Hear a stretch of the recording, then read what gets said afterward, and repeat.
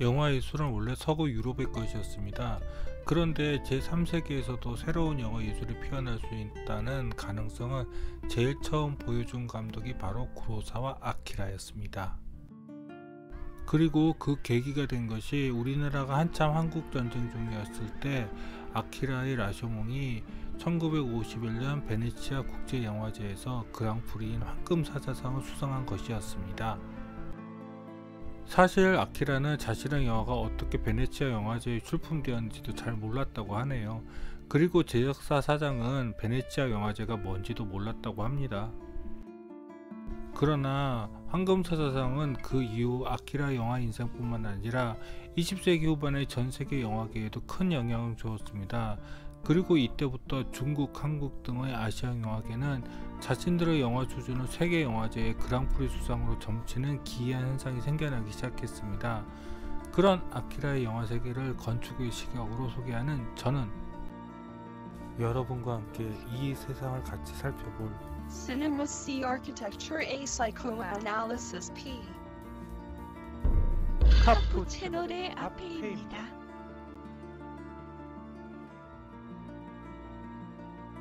제가 처음 아키라의 영화를 접한 것은 그의 영화가 아니라 황야의 7인이었습니다.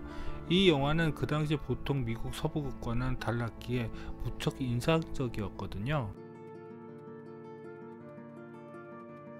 하지만 나중에 이 영화가 아키라의 7인의 사무라이 리메이크작이라는 사실을 알고 좀 충격받았습니다. 왜냐하면 황야의 7인은 그 당시 최고의 출연진이 나온 영화였거든요. 지금 세대들은 모르시겠지만 여기에 율 브리너, 스티븐 맥킨, 찰슨 브로슨, 제임스 코번, 로버트 본 등이 출연했는데 지금으로 치자면 어벤져스 엔드게임의 출연진과 비교될 정도로 초호화 배우 라인이었습니다. 이렇게 아키라의 작품을 헐리우드에서 리메이크할 정도로 그는 해외에서 유명한 감독이었지만 의외로 일본인들은 별로 좋아하지 않았네요. 왜냐하면 그는 일본인들이 싫어하는 현실을 이키루에서 보여주었거든요. 1950년대 일본인들이 스크린에서 보고 싶었던 것은 2차 세계대전 표전에서 바로 극복한 일본의 모습이었습니다. 이런 그들의 소망을 그대로 반영한 작품이 바로 동경이야기입니다. 그러나 아키라는 그런 일본인들의 소망은 별로 관심이 없었나 봅니다. 라쇼몽의 오프닝 씬에서 나오는 나생문, 즉 라쇼몽이 이렇게 마치 2차 세계대전 폭격을 맞은 것처럼 부서진 모습으로 등장하거든요. 그런데 여기서 제 MBTI가 작동하는군요. 저는 T거든요. 라쇼몽에서 나오는 나생문은 일본 교토 이나사 정문인 이황문과 비슷하게 생기지 않았나요? 영화 라쇼몽의 시대적 배경은 일본의 헤이안 시대입니다. 그 시대라면 일본의 사찰 정문은 헤이안 바로 전 시대인 나라 시대의 일본 동대사의 남대문과 비슷하겠죠? 아니면 동대사 남대문과 비슷한 시기에 창건된 당초제사의 남대문도 있겠네요. 그런데 이 문도 역시 1960년에 재건된 것이라서 라쇼몽의 나생문의 원모델은 아니라는 것입니다. 이야기가 딴 데로 새었네요. 크크. 이런 건 저 같은 T나 관심이 있는 거겠죠. 어쨌든 라쇼몽으로 일본 영화를 세계에 처음에 알렸을 때 아키라는 당시의 일본 영화계에서는 이단화 같은 존재였습니다. 그럼 어떻게 아키라 영화가 세계인의 이목을 이끌었을 수가 있었을까요? 그건 바로 그 당시 일본 영화에서는 없었던 친숙함이 그 영화 속 공간에 숨겨져 있기 때문입니다. 이런 일본 전통 건축 속에요. 당시 전세계에서 유행하고 있었던 서부극에서 결투씬을 한번 볼까요? 서부극은 총을 가지고 싸우지요. 그래서 결투씬은 이렇게 구성이 되어 있습니다. 서로 상대방을 바라보는 장면이 나오고 그리고 총을 꺼내 쏘지요. 그래서 서부극의 결투 장면은 카메라가 향하는 방향으로 밖에는 구성이 될 수밖에 없습니다. 즉 총부리를 따라가는 시선과 렌즈 앞을 바로 담는 카메라의 속성과 잘 맞는다는 것이죠. 이런 내용을 한번 그림으로 정리해 보았습니다. 결투자 A와 B의 각각의 공간들은 카메라 앞에서 가에서처럼 직렬적으로 공간이 배치될 수밖에 없고, 이것을 카메라 영상 속으로 잡으면 나처럼 스크린 속에 잡히게 됩니다. 그러나 칼을 들고 싸우는 사무라이 결투씬은 그렇게 카메라를 배치하면 재미가 없어집니다. 왜냐하면 칼은 배기가 주가 되기 때문이죠. 그래서 사무라이 싸움은 카메라 앞에서 이렇게 배우들이 수평적으로 움직이는 결투 장면을 찍게 되는 것입니다. 또 이걸 그림으로 정리해보면 결투자 A와 B는 카메라 앞에서 병렬적으로 위치했다가 결투 공간으로 들어오면서 한 화면에 잡히는 것입니다. 그런데 지금 칼을 가지고 싸우는 영화들은 아직도 이 방법들을 잘 쓰고 있습니다. 그런데 말입니다. 라쇼몽의 결투씬은 보통의 사무라이 영화들하고는 달랐습니다. 보십시오. 마치 서부 영화의 결투씬처럼 카메라 앞에 결투자가 직렬로 줄 서서 나오잖아요. 이런 영화 속 공간이 일본 영화, 더군다나 일본 전통 사극에 대한 서구인의 거부감을 줄여줄 수 있었을 것입니다. 즉, 아무리 그들에게 익숙하지 않은 일본의 모습이지만 결투는 서구극처럼 하니깐요. 그리고 또 하나는 바로 카메라의 위치입니다. 라쇼몽에는 일본 영화 특유의 로우 포지션의 카메라 앵글인 다다미 쇼트가 적용된 장면이 나옵니다. 그런데 이게 좀 이상합니다. 여기는 죄인들을 추궁하는 관아이고 이 카메라의 시점은 귀족이나 관리잖아요. 그런데 죄인들과 같은 시점의 높이에서 그들의 이야기를 듣습니다. 아키라의 또 다른 명작인 숨은 요새의 새 악인을 보면 원래 귀족의 시각이 나옵니다. 네, 이렇게 위에서 아래를 내려다보는 것이 원래 귀족과 관리의 시각이죠. 그런데 라쇼몽의 관리의 시각은 평민이나 죄인보다 더 낮게 이렇게 아래에서 위로 올려다보는 듯한 시선이 있습니다. 마치 자신의 죄를 사죄하기 위해 바닥에 엎드린 이 시각처럼요. 이 자세를 일본에선 도계자라고 합니다. 어쩌면 이런 낮은 시각의 높이를 서구인들은 2차 세계대전 악의 축으로서 그들의 사죄의 자세가 숨겨져 있다고 느꼈을지도 모르겠다는 것입니다. 근데 이건 너무 앞서간 것일까요? 예전에 처음 라쇼몽을 보았을 때 여기 장소가 일본 용안사에 있는 석정인 줄 알았습니다. 그런데 나중에 보니 아니더군요. 이 석정의 돌무더기는 마루 바닥의 정면에서 보면 무조건 하나밖에는 안 보이도록 되어 있다고 하네요. 그런 것을 보면 이 관아 장면에서도 여기 관아에서 죄인들이 고백을 할 때 한 명만 보이도록 하고 카메라 시각 밖에 다른 죄인들을 지워버리는 그 수법이 여기서 왔을 수도 있겠네요. 이처럼 아키라는 기존의 일본 영화에서 벗어나기도 하고 또 일반적인 일본인들의 정서에 기대기도 하면서 과거 일본뿐만 아니라 서구 영화에서 볼 수 없었던 영상 속 공간을 스크린 속에 담았습니다. 그 대표작 중에 하나가 바로 요진보였습니다.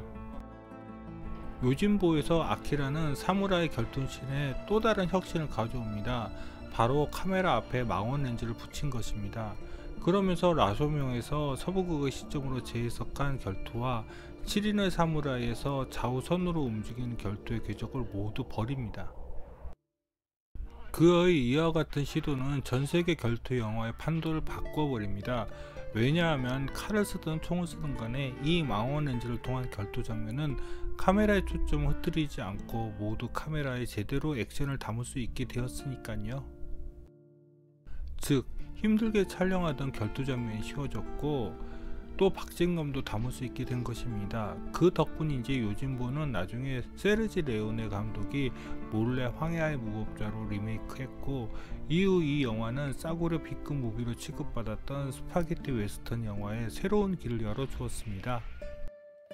그리고 이 영화는 다시 라스트맨 스탠딩으로 리메이크됩니다. 황해의 7인도 다시 매그니피센트 7으로 리메이크됩니다. 한 영화도 두 번 리메이크되기 힘든데 아키라는 두 편이나 두 번의 리메이크가 되었네요. 아마 유일한 기록이 아닌가 싶습니다. 이렇게 새로운 도전을 하는 아키라였지만 그의 예기치 않았던 대단한 성공은 그를 어느새 일본 전통 문화를 세계에 알리는 천병의 역할을 맡게 만들었습니다. 그 시작이 바로 거미집의 성이었습니다. 윌리엄 셰익스피어의 대표적인 비극 중의 하나인 맥베스를 일본 전국시대를 배경으로 재해석한 거미집의 성을 통해 아키라는 서구 문화와 일본 전통 문화가 상통한다는 믿음을 보여주기 시작합니다. 그러면서 점점 그는 많은 제작비를 동원할 수 있었고 그의 영화는 거대해지기 시작합니다. 그러면서 그의 영화 속 공간은 점점 더 연극의 무대를 닮아가기 시작합니다. 그러면서 그의 영화는 마치 서양 연극을 일본 전통 연극인 가부키로 재해석하는 듯한 공간들로 그 영화 속을 채워갑니다. 그 경향이 제일 두드러지게 나타난 영화가 란입니다. 셰익스피어의 또 다른 비극인 리오 왕을 일본 전국시대로 재현한 란은 프랑스와의 합작으로 제작 규모가 거대화되면서 실제로 중세시대 성을 세트로 만들고 내부 세트 공간도 더욱 더 정교하게 재현됐습니다. 더군다나 흑백으로 제작했던 거미집의 성과 달리 컬러 영화로 제작된 란은 이제 수십 가지 색깔의 스크래파스를 얻어서 신나게 색깔을 쓰게 된 아이처럼 아키라는 영화 속 공간에 컬러를 쏟아붓기 시작합니다. 그 절정이 바로 각계부샤였습니다. 이 영화는 프란시스 포드 코폴라와 조지 루카스가 외국 버전 프로듀서로 참여하면서 아키라의 영화 제작을 적극 후원하였습니다. 그 결과 전국시대의 대규모 전투 장면을 이렇게 스펙타클하게 재현할 수 있었지요.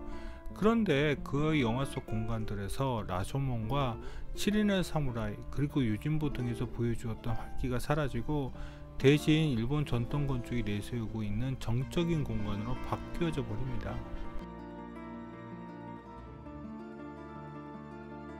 저는 1990년 아카데미 수상식에서 그 당시도 그렇고 지금도 헐리우드 최고의 영화 감독이자 제작자였던 조지 루카스와 스티븐 스필버그가 시상자로 나와서 아키라에게 공로상을 주던 장면을 잊지 않고 기억합니다. 마치 아이돌을 만나는 팬처럼 아키라의 등장에 기뻐하는 두 감독의 얼굴을요.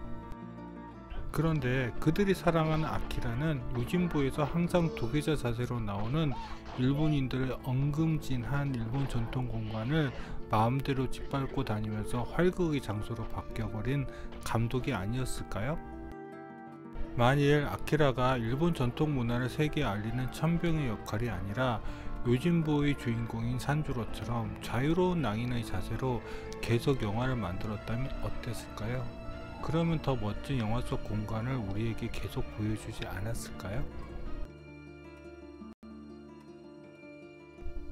이 요진보의 주인공인 미에노 토지로는 아키라의 수많은 작품에서 주인공을 맡았습니다. 그런데 그가 점점 영화에서 얼굴을 비치지 않으면서 아키라의 영화가 달라진 것일 수도 있습니다. 미운의 토시로의 진가를 알 수 있는 게 이 장면이죠. 이렇게 배우고 말을 타면서 칼을 쓰는 장면을 연기한다는 게 정말 쉽지 않은 것이거든요. 그러니까 이 배우를 아키라의 페르소나라고 부르는 것이겠죠.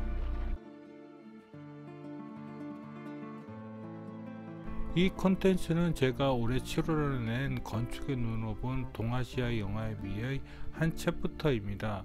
앞으로 종종 그 책을 내용으로 콘텐츠를 또 만들어 볼 예정입니다. 그럼 구독과 좋아요 부탁드리며 이상 카푸 채널의 안페이였습니다.